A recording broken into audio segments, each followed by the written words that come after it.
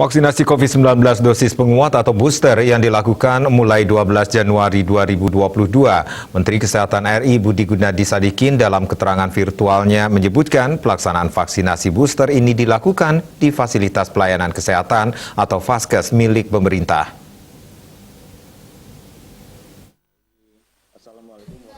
Vaskes yang dimaksud adalah puskesmas, rumah sakit pemerintah maupun rumah sakit milik pemerintah daerah. Dalam keterangan yang disiarkan di kanal YouTube Kementerian Kesehatan RI, Menkes Budi Gunadi Sadikin mengungkapkan, kriteria penerima vaksinasi booster gratis ini adalah masyarakat Indonesia yang telah berusia 18 tahun ke atas dan sudah mendapatkan vaksin dosis lengkap atau 2 kali suntik minimal 6 bulan yang lalu.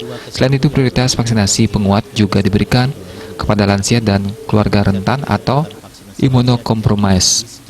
Ia mengatakan pemerintah juga mempertahankan mekanisme vaksin gotong royong yang selama ini berjalan dalam program vaksinasi penguat.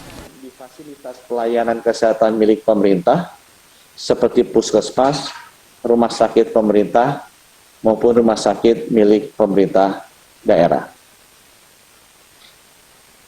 Dengan adanya vaksin booster gratis ini, kami juga tetap mempertahankan mekanisme vaksin gotong royong yang selama ini berjalan.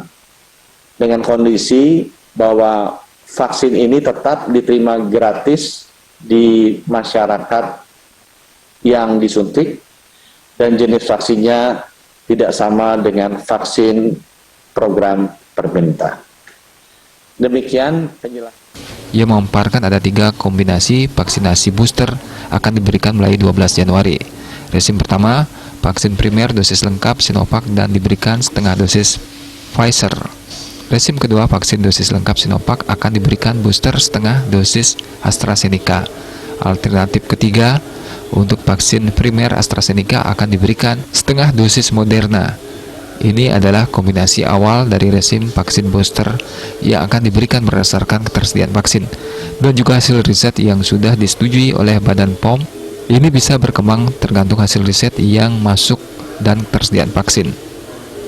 Hasil penelitian dalam dan luar negeri juga menunjukkan hasil vaksin booster setengah dosis menunjukkan level antibodi yang relatif sama atau lebih baik dari sistem booster dosis penuh dan memberikan dampak KIPI, kejadian ikutan pasca imunisasi, yang lebih ringan.